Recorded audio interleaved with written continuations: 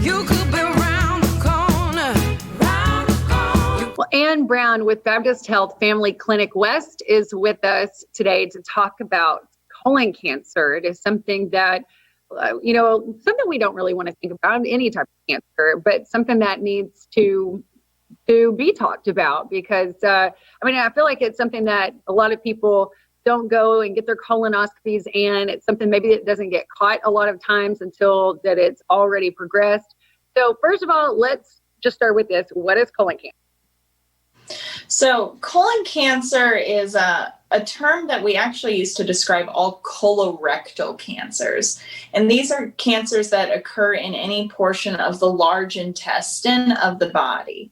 So it's part of the body where you have food move through and part of the body that deals with nutrient absorption, those things. Who is at risk more for colon cancer? So anyone age 50 and up is considered at risk. And there's some disagreement on this, actually. The CDC, or the Centers for Disease Control and Prevention, they say that anyone age 50 to 75 needs to be screened. They need to be checked. But the American Cancer Society has actually come out and they've started recommending screenings as young as age 45. Because we've seen this trend in healthcare where people are getting diagnosed younger and younger. Is that because of our diets? Our diets are so terrible?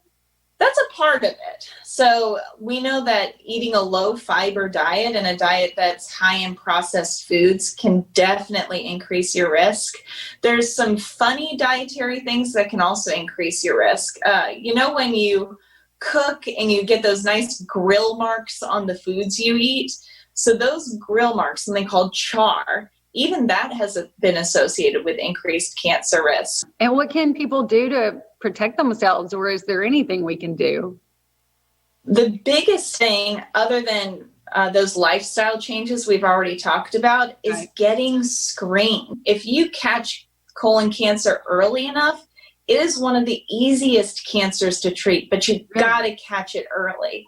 What we hear all the time in clinic is, well, I don't need a colonoscopy because I feel fine. Well, you don't want to wait until you're feeling bad to go in and get that colonoscopy. Yeah. A typical colon cancer screening is done only once every 10 years. Wow. So you go through that colon cancer screening once. An average colon cancer takes 20 years to develop. So that's why we have the 10-year recommendation. That is good to know. And isn't there a home test now too?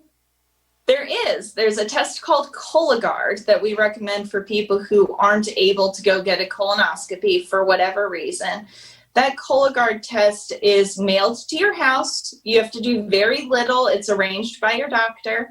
And you send a bathroom sample for the purposes of being television appropriate here. You send a bathroom sample back to the company, and it will detect 92% of colon cancers just by analyzing that bathroom sample. That is amazing.